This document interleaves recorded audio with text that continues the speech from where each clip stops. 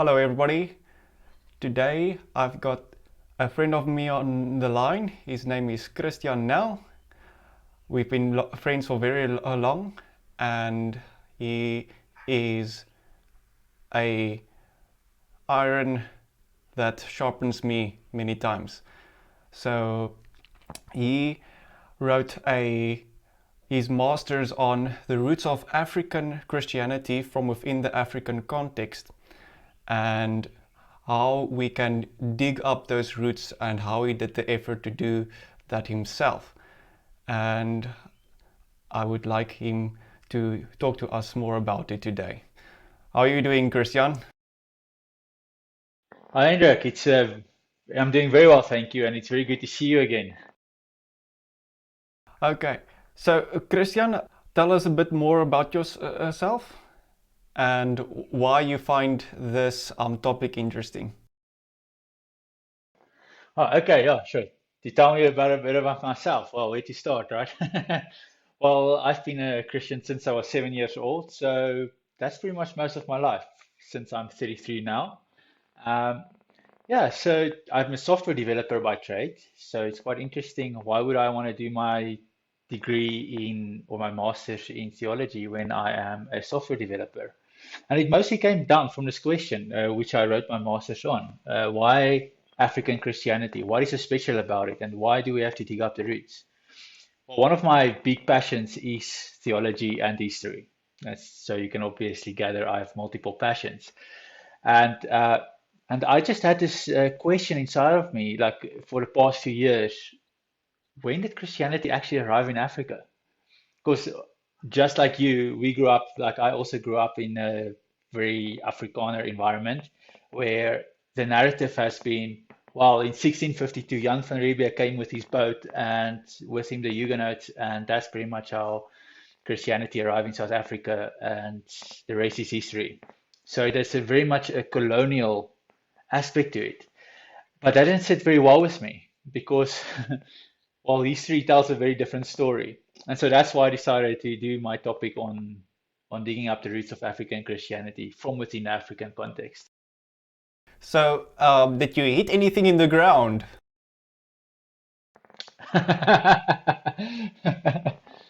Well, I wouldn't say I hit anything or hit anything in the ground, but I did find a lot of things in the ground. So, was there a time frame in which Christianity disappeared in Africa? Well, let me put it like this. I don't think there was any ever a time where Christianity ever well, okay, well, let me put it in context.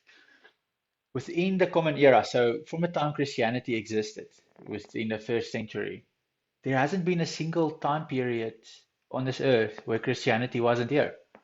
So I wouldn't say there was ever a time where Christianity disappeared from Africa, but I also wouldn't say there was a time where it wasn't here.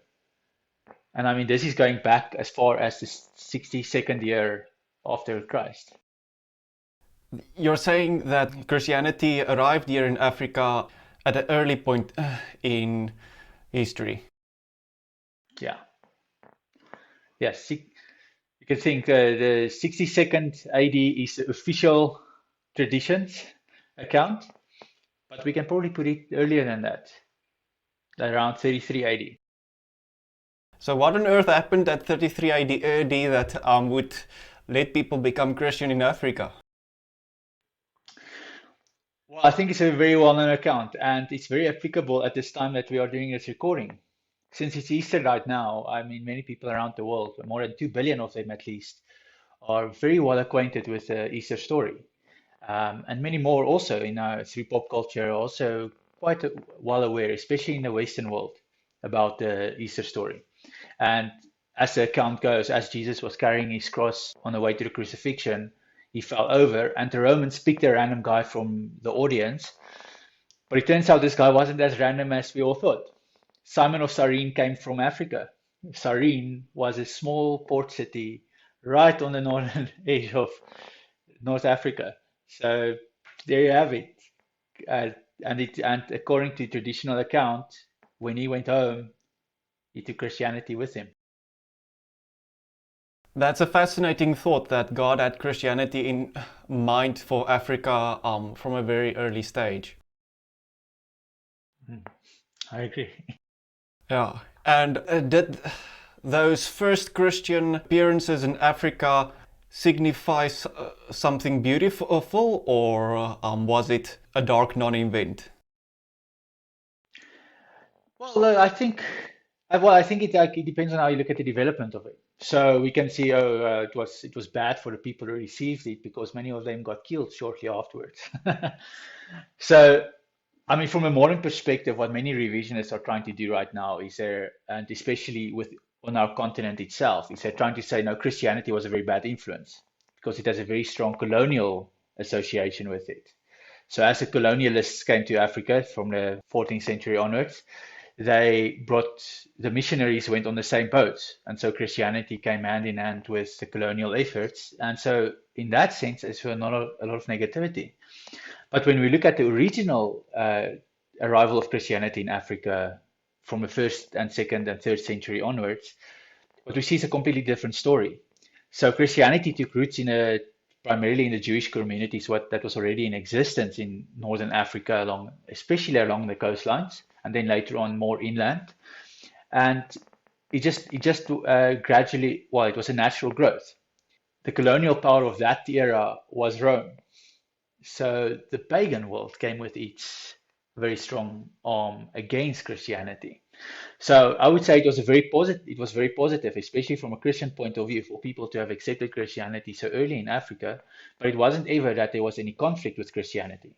In fact, when you look at the growth of Christianity in early Africa, we see it was so rapid that, well, it became the primary religion of Northern Africa within 2 centuries, 3 centuries, at least the largest religion within the first 3 centuries.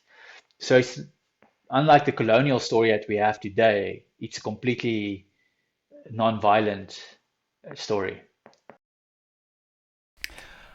So, do you think that there was something in Africa and something in Europe that made the people accept Christianity in a different way? Was there a different culture between those two groups of people?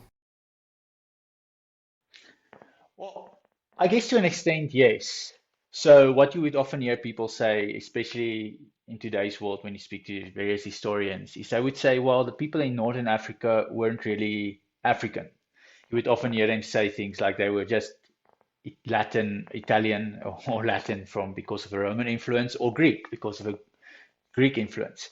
But when you look at this fundamentally from a spread of Christianity's point of view, you see there was a much greater acceptance of Christianity within Northern Africa. And I think that can just be attributed to one simple thing, the African worldview. So if you look at, or one of the big focuses of my writing was to actually show that the African worldview is very compatible with Christianity. There's a lot of core tenets that's very similar across them that make Christianity pretty much feel at home when it arrives in Africa. So for people in Africa to accept it, it wasn't such a big jump as it was for them to accept it when it arrived in Europe. In Europe, it was almost like completely conflicting worldviews. So in Europe, you had this whole idea of a pantheon of gods that was intricately involved in every aspect of society. Your entertainment, like the gladiatorial games and the circus, was all for to worship for one of the gods within the pantheon.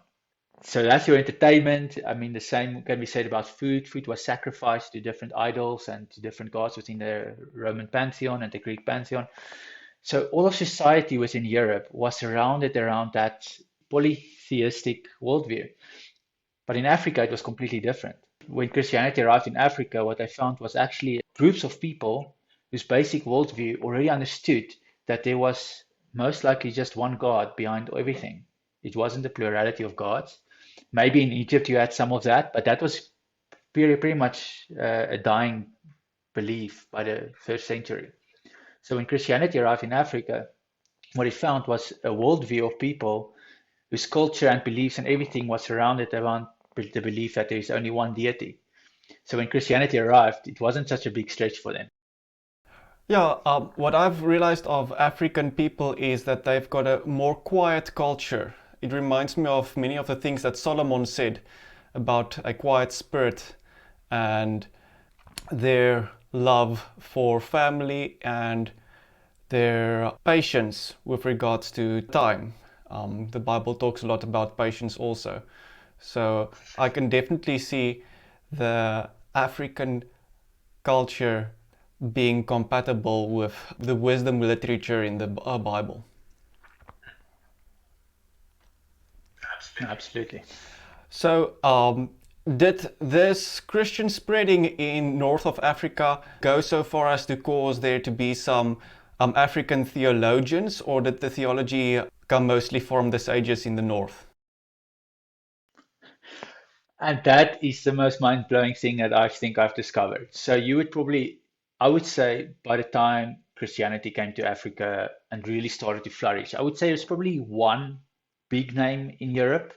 You would hear of Ignatius and from France, or that region at least. He was a very big name within Christianity already by the second century. And he's pretty much the only one. The rest of them all fundamentally came from Africa. So I'm going to drop a few names, and at least three of them should be well known by many people who have studied church history, even if it was just a cursory reading of it. So if I say the name Tertullian or Cyprian or Athanasius or Origen, well, these are all African theologians, and they were all fundamental in providing us the doctrine that we believe today as Christians. I'm going to drop another name, Augustine, probably the biggest influencer of all of modern or all of Western theology, was a North African. So, yes, it's not a thing that it was the sages of the North who came with their wisdom. Rather, it was the sages of the South, the sages of Africa, who developed Christianity in the Trinitarian format we understand it now. Not that they found Trinitarian Christianity or the Trinitarian doctrine, but rather they took what they saw in the Bible and they formulated it in a way that everybody can understand it. And they formulated the doctrines and the belief systems around that and made it palatable to the everyday man. And that with a lot of opposition also. But whenever you see these names again, Tertullian, Augustine, Origen, Athanasius, or Cyprian, well, it will be great to shift your view to think of these guys not as Latin or Greek, but as African, because that is the world that they grew up in and that is the world that fundamentally formed them.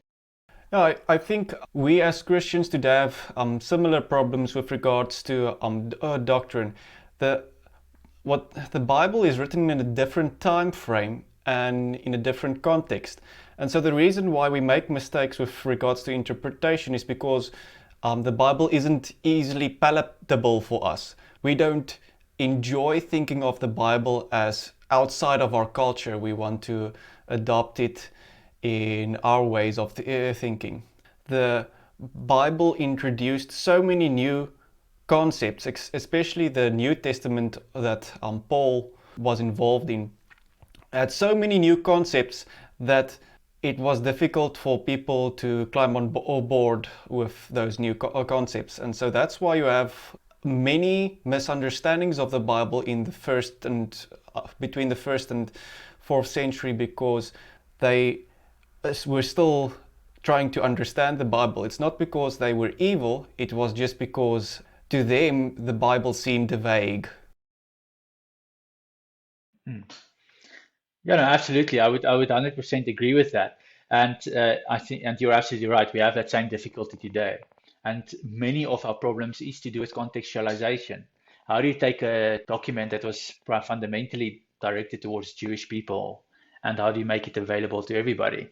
And I think where these theologians looking at what they've done and how they approach these problems are very helpful for us, even today as Westerners and even Africans or South Americans or Asians trying to apply the Bible to our modern context today. And that is to actually move a bit slower. I think we're often so hasty to get everything right the first time around. And I think what the theologians of the first 5 centuries have shown us, actually sometimes patience is a very good virtue even when it comes to the application of the Bible. The first century apostles were very patient with their environment, with their audience. I mean, I just look at I was just thinking about this the other day when I was thinking about this topic again. The most simple example is a church in Jerusalem. So at first they tried everybody to become Jewish, but they soon realized actually other people can't become Jewish. So what is the so they just thought about, okay, what's the primary doctrine of the Bible? What's the primary tenet that we have to get people to understand to become Christian? Does it mean they have to become Jewish? Does it mean they have to completely surrender their own cultures, their own backgrounds, everything like that to become Christian? And I think the realization they came to is actually no. The only thing that you need to accept is that Jesus is Lord. The only really cultural thing that they applied to people is do not drink blood. Think of that. That's like the only real cultural restriction put on anybody from first century Christianity. Everything else was up for grabs. Well, it was one of the things that Paul said. He said, you know what, everything. Uh, so I'm probably going to mess this up now because I'm going to try and paraphrase this. But he said, you know what, everything is open. Like you can do whatever you want to, but not everything is helpful.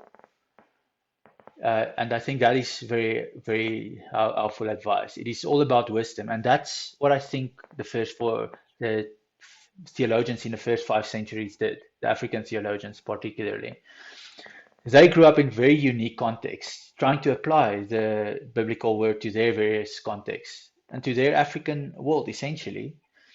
And they struggled. And I'm not saying like it was easy for them. As much as North Africa was open to Christianity's arrival there, these people still struggled because, well, they had to fight a very strong Roman system who hated Christianity. And in their struggles, they just said, you know what is the fundamental things of Christianity that we can hold on to? And let's build on that. And what they chose was things like who is God? Who is Christ? And what does Christ mean for you in your everyday life? They didn't jump onto silly little things like is your hair combed the right way and are you wearing the right suit? None of those kind of things. They realized like actually there's a fundamental message in Christianity, which is what we're celebrating at Easter. And that is who is Christ and what does his death and sacrifice mean for the whole world? Do you think the people in the northern part of Africa during the first 10 centuries communicated regularly with the people in the south of Africa? Okay, so what's quite interesting about this kind of question is when you look at how historians today write history when it comes to Africa. And even our own politicians speak like this. You'll often hear them speak about sub-Saharan Africa, and then you'll hear them speak about North Africa, and they will hear them speaking about the differences. But why should there be a difference? Yes, there's a giant desert that's pretty much separating the two, but why should that cause a lack of communication between the northern part of Africa and the southern part of Africa? So now what I'm not trying to say is that Africa is uniform. And I think that nobody has ever tried to make that kind of a claim. But what is quite interesting is when you go look at the worldview that's underlying all of African cultures throughout all of time, it seems very similar. And the only way we can account for that is there has to have been some kind of a communication that was continuous throughout history. And this is not just within the past 1,000 years or the past 2,000 years. This goes back probably around 3, 4,000, even maybe even further than that, 3,000 years, 4,000 years, if not further. Um, and so when you look at the historical evidence, it's quite interesting that we find that there was a very active salt trade that happened across the Sahara for a very long time, but not just salt. There was various goods, Mediterranean goods that was found on the northern part of where Nigeria is today. Now, if you look at on the map where that is, that's on the south of the Sahara Desert. How did those goods end up there? Well, so there must have been some kind of a trade happening. And we can't just look at the Sahara Desert and say, oh, wait, that's a giant block that's separating North Africa and South Africa and sub-Saharan Africa. There was also the Nile River which everybody in the whole world knows very well as the longest river in the world, on the eastern side, which stretches almost across half of the continent from north to south. We can't say like, oh, the people only lived in Egypt and then suddenly stopped traveling. So when you go look at historical accounts and we go look at what historians have found and archaeologists have found, now obviously there's more work needed in this space, but when you go look at what they found, is they found that there was a lot of trade and communication happening further and further southwards.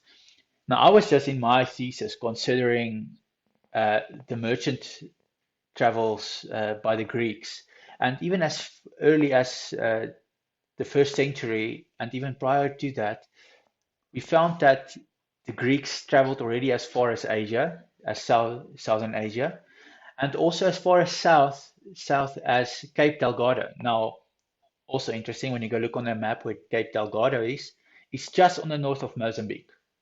Now that is south of the equator. That's a very far stretch south. What would a merchant do there? So it's not like we can say there was this that Africa is seen as this dark continent where nobody had any idea what was happening there throughout the centuries. No, like Herodotus, a Greek historian, has spoken about traveling far deep into the Sahara Desert and crossing the Sahara Desert as early as the fourth or fifth century BC. And he found merchants who writes about traveling as far as Mozambique during the first century. So, and there's also an account which was quite interesting to find about Egyptian religion being exported as far as the Horn of Africa, for example. So it's by no means that there that there was a lack of communication across the continent. It might not have been as regular as we have today with our fiber internet, like we are able to communicate overnight now. But there definitely was communication, and that communication definitely sustained underlying fundamental worldview.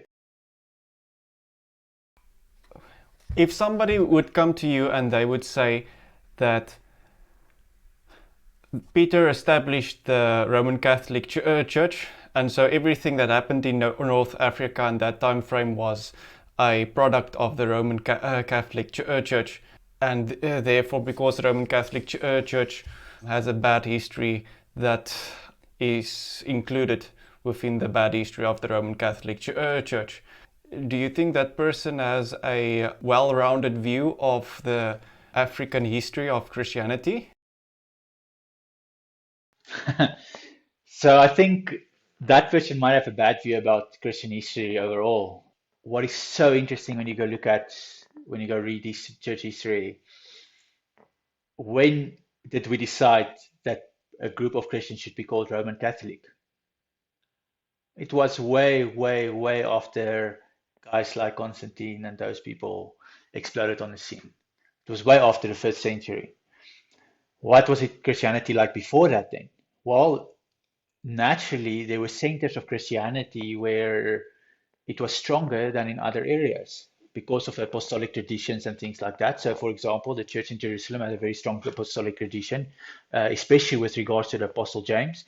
You also had Peter, who was very strongly related to the Roman See, but you also had the Apostle Mark, who was very strongly associated with the church in Alexandria.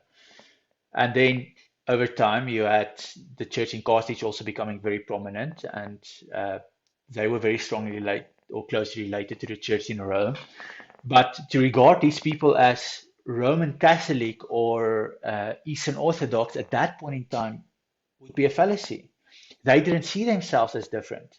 Yes, in the Eastern Orthodox churches in Alexandria and Egypt and those regions of North Africa, they were more Greek oriented, but that's just because of the way the cities were established and found there. And in the West, they had a more of a Latin influence because of Roman influence there. So they were naturally more closely related to Rome or and Jerusalem or Alexandria. They were more naturally closely related to those regions, but they didn't regard themselves as separate. They just regarded themselves as one grouping. Now, what was interesting that happened throughout the latter part of late antiquity era that I was researching about this controversy within history books and within Christianity about the Donatist controversy. And that is really the first time we see this idea of Catholic and others coming in within Christianity. Now, why did that come? So the Catholics, I mean, the word itself just means universal. So when you speak about the Catholic Christianity, you speak about the universal Christianity. We also have that in our Apostolic Creed. It speaks there about the Catholic Church, small c. That doesn't refer to Rome.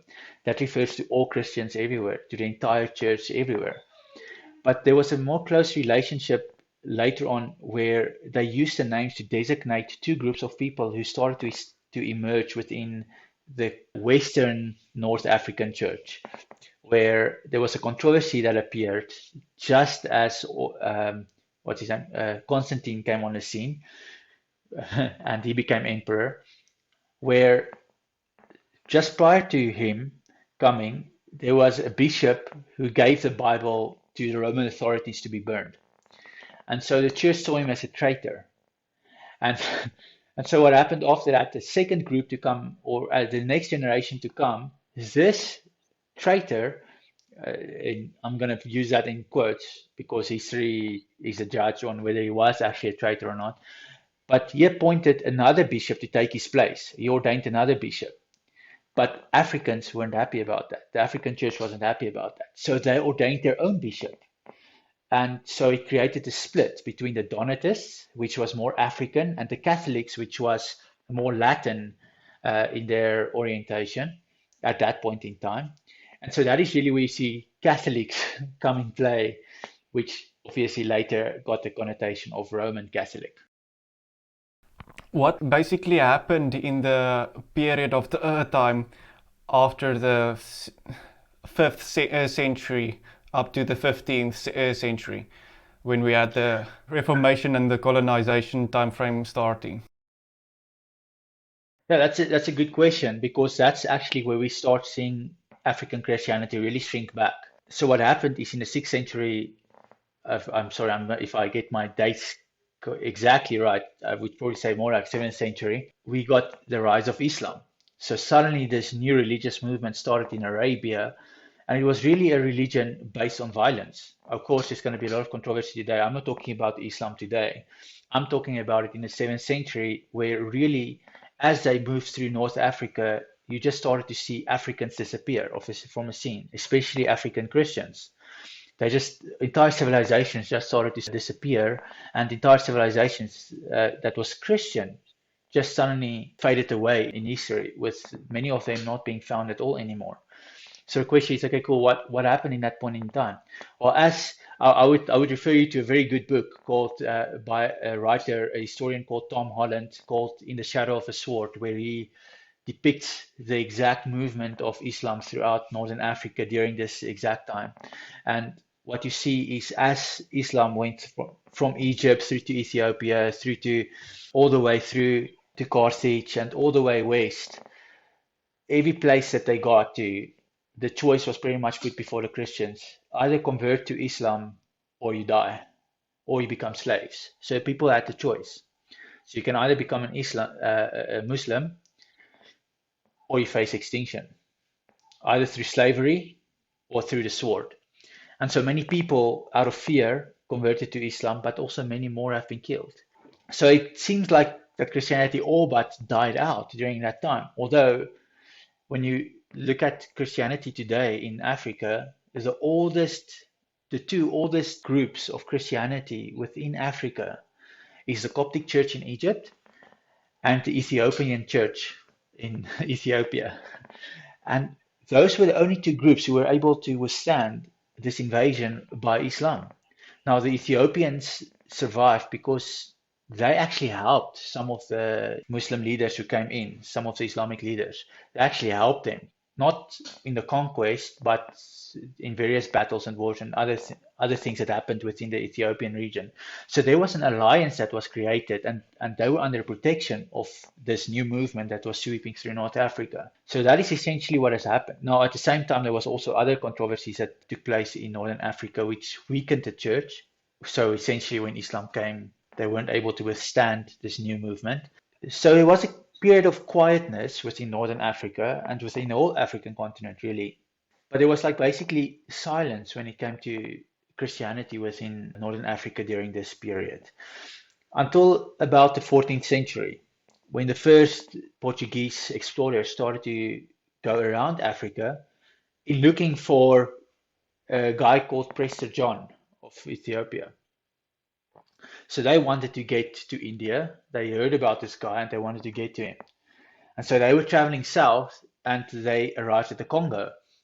And there they didn't find Prester John, but they found this whole other civilization which nobody in Europe has at that point known about yet.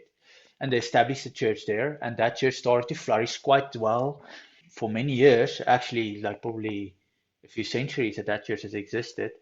But the church was very much quiet until the colonial era. But I wouldn't say it was not there. It was just very quiet. It was suppressed, you can almost say. And so I would call Christianity that came back to Africa during the colonial period not an introduction of Christianity to Africa. I would call it a reintroduction. That's what I would call it.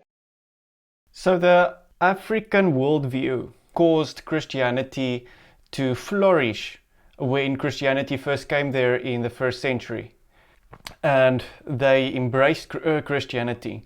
Do you think the concept of the religious views in Islam had to be implemented by means of more force than the spreading of the gospel? Absolutely, and I think you can see that with just the way that North Africa looks today. No, by no means I'm at all judging the people in North Africa. They don't have any, or anywhere around the world, really. I can't do that. Like, this is just what happened in history, and we don't have any control over history. This is just the way that things has happened. But when you look at North Africa today, when you look at the demographic of Northern Africa today, the question is, why are there so many Arabian background people living in Northern Africa? That is by no means a coincidence. When you look at the way that Islam has been enforced during the 7th century and 8th century, up to probably up to the 10th century within North Africa, if there was some kind of a great compatibility between, I would say, between Islam and the African worldview, you would have seen a lot more overlap between Christians in Northern Africa and Muslim believers in North Africa in their fundamental belief systems. But unfortunately, it's not. There is a very big divide between those two groups within Northern Africa.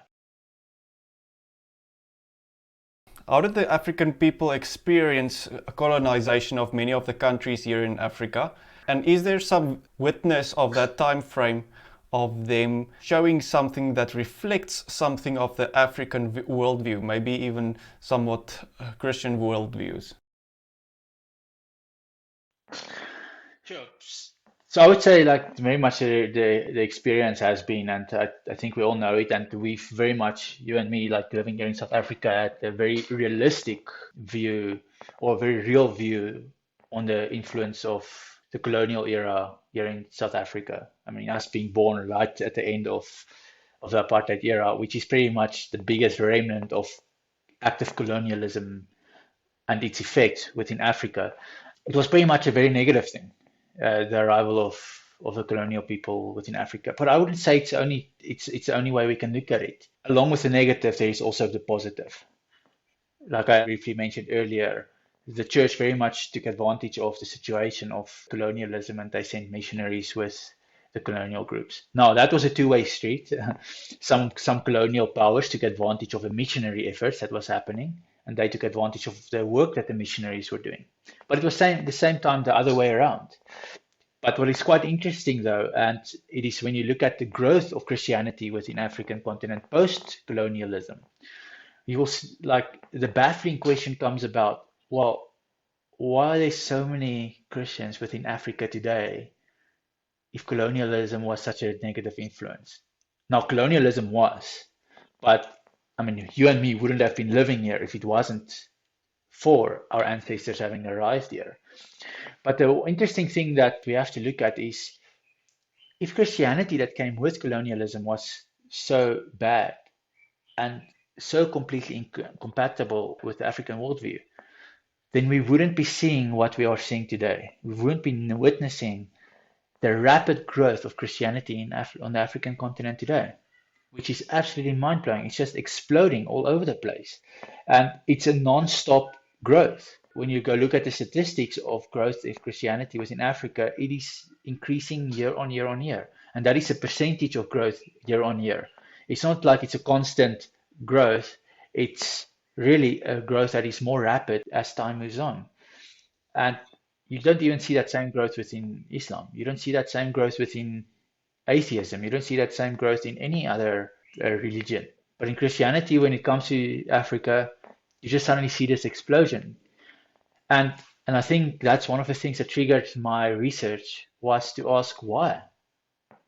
And while I was doing this research, I came upon a few writers, and one of them he passed away recently. It was the late John Mbiti, who was a Protestant, an African Protestant, who did this research. And what he was saying is, or one of the things that he concluded also, was that the African worldview that existed here 2,000 years ago, or throughout all the centuries on the African continent, is very compatible with Christianity.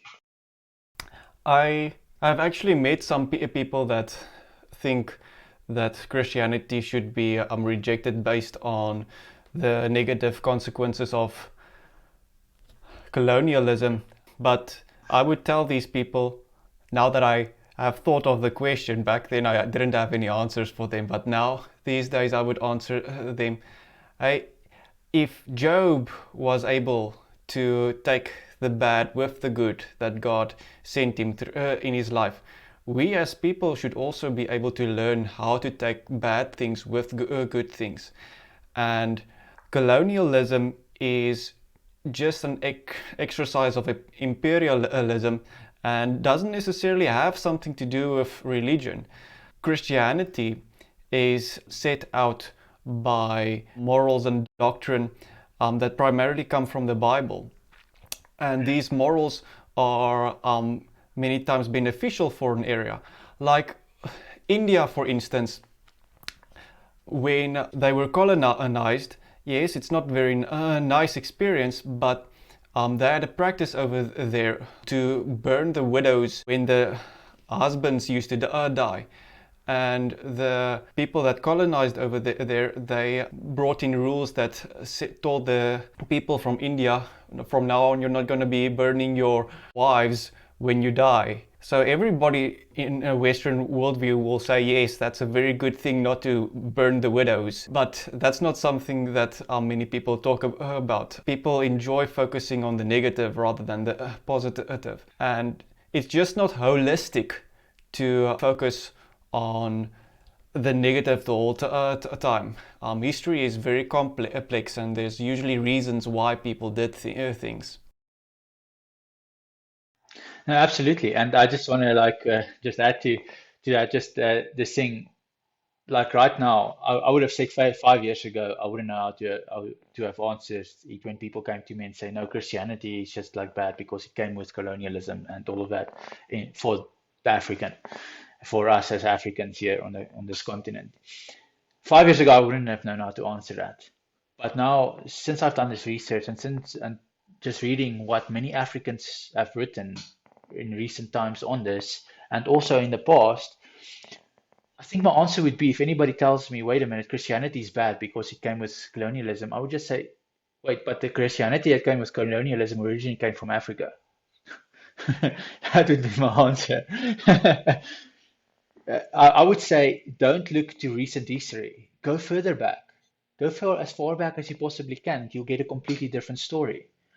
Because history is not this small. History is really expansive, and it's really his story. It's a story of God and his work throughout the world and in this universe. So you have to really look at the bigger picture at all times. We can't, you're right to say that. We can't just look at the negatives the whole time. We have to look at the positives also. Yes, we can criticize the negative, but if it's in the past and we can't fix it, especially if it's 1,000 years in the past, well, then we have to take what we can learn from that and move on. As one of our pastors recently in a morning devotional have said, you know, when you look up in the air and you see birds flying there, you can't stop them flying there, but you can prevent them from making a nest in your hair. And that's pretty much what we do with negative things, especially when it comes to history.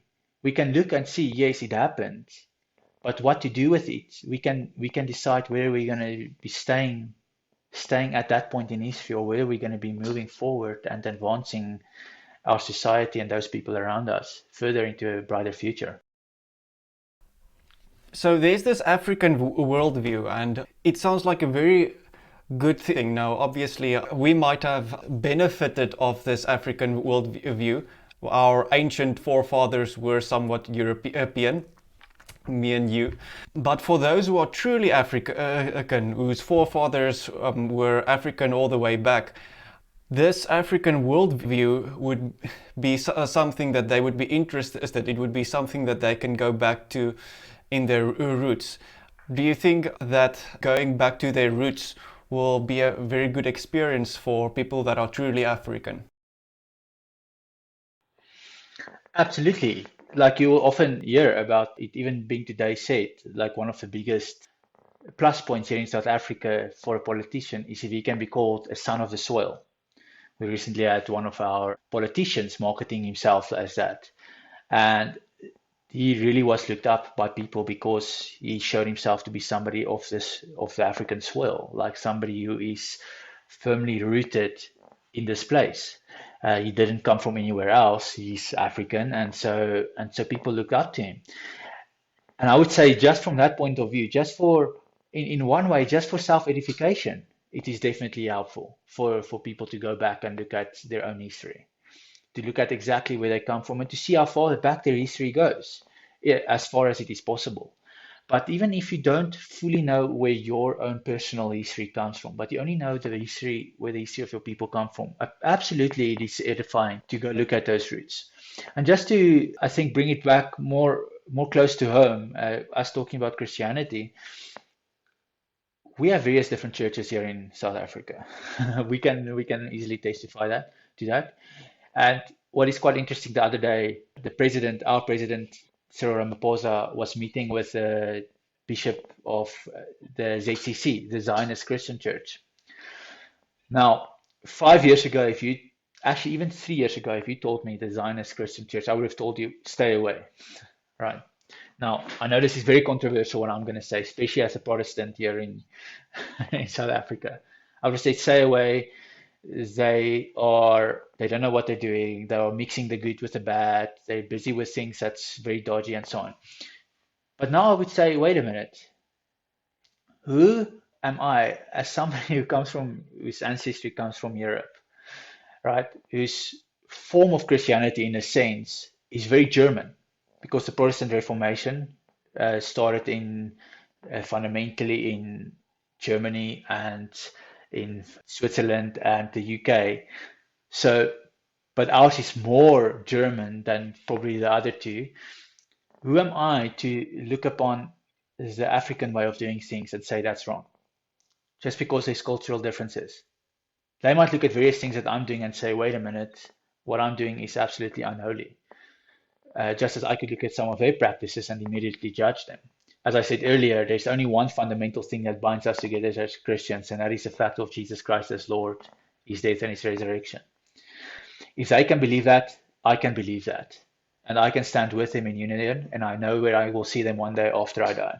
And just on that point alone, it's very helpful for the African to look at his history, because he might hear a lot of criticism from the West. And even us as Westerners and Western seminaries sometimes have to just hold back on our criticism. One of the big reasons why I did this research was to actually tell, very much like Thomas Oden did, who was a very big influence for my writings, to say, wait a minute, African theologians and African people and African believers don't have to wait for the Western pastor and the Western seminary to give them answers. They have a very firm example in their own history, going back almost 2,000 years ago, where they solved their own problems. And they solved the problems of the Western world essentially from the African continent when it came to beliefs and came to the belief system. So just as a believer yourself, you don't have to wait for somebody else who might be more knowledgeable than you to give you an answer. We as Protestants believe that the Word of God is for everybody, that everybody can read it and come to some kind of an understanding of it. Why can't we extend that same grace to our African brothers and sisters? Why can't they do the same thing? And I think history plays a very big role for their own edification, for the edification of my own African brothers and sisters. Going back to their roots will be a great edification to their own belief system and to their own African Christian belief. Would there be any kind of advice you would like to give to people that would like to do this type of study themselves? Yeah, I would say go to a library, go to a university library and go dig up the roots yourself. Go dig deep. Don't just take any book from the shelf and read it and think you're going to come to a comprehensive understanding of African church history. I would also say don't just read books written by Westerners. In that case, I would almost say be cautious even about reading my writings, because I can very firmly recognize my own fallibility as a South African, but at the same time with a Western background, writing on this topic. It's very dangerous for me to do it because I know I'm going to fall short in various ways in it. There's a lot of things that I don't understand about the African worldview that I'm still trying to understand. And hopefully one day I'll be able to understand it. But what I can say is read African theologians. Read up on the ancient ones. Read up on Tertullian, Cyprian, Athanasius, Origen. Those guys were phenomenal. They've shaped Christianity the way we know it today in fundamental ways and dramatically. They changed the course of history. Go read them. But don't just stop with them. Read modern African theologians. Read about the guys here. In fact, I think if anything, I would say stop reading books written by Western scholars and Western pastors. Stop reading the popular books you find at your local Kun books or wherever it is. Read books written by local authors. Read books by Africans. Read books from guys from Malawi, from Kenya, from Uganda, from South Africa. And stop reading books from guys from the United States and the UK and Germany. Not saying that those people aren't helpful. It's just, it might just be more helpful for your own life here in South Africa to read books written by people here. How would you recognize the African culture or African worldview today? Is this something about the African culture that you can tell me about, or is it the general type of willingness to listen to the type of things in the Bible? I think if there's one thing I have to say, it's community. I think community is a really, really strong point in the African worldview that comes through very, very well when you look. I would pick three things. First is community. The second is tradition, which is very important. And I think sometimes we just throw tradition out just for the sake of throwing it out. We're too afraid of tradition. And I think the third thing, which is also, I think, really, really important, is a fundamental belief in God and the oneness of God. There's a very big misconception that Africans are animistic in their fundamental worldview. And in my reading by people like John and Beatty and by speaking to various people, and I've written about it also in my thesis. So if anybody wants to go to a library and pick it up, they can see. But one thing that I found is that African is actually not animistic at all. That is a Western perception of the African. So I would say, yes, these three things: community, tradition, and a fundamental belief in the oneness of God. Okay, that was very exciting, and thank you, Christiaan, for coming online with me. Is there anything else you would like to say before we close off? Yeah, no, thank you very much, Hendrik, for this fantastic opportunity. And I just want to tell YouTube commentary section, please don't stone me if I maybe got a few dates slightly incorrect. My margin of error is about 100 years either direction wherever I set a date. But what I did say is fundamentally, hopefully true, and I hope you accept it. I hope you enjoyed what I said and what I spoke about. what we spoke about. And I would like to come online again and continue talking about this topic, which is really exciting for me. Thank you very much, Hendrik. And thank you very much to your YouTube audience. Thank you very much, Christiaan. We'll see each other another time. Definitely. Bye bye.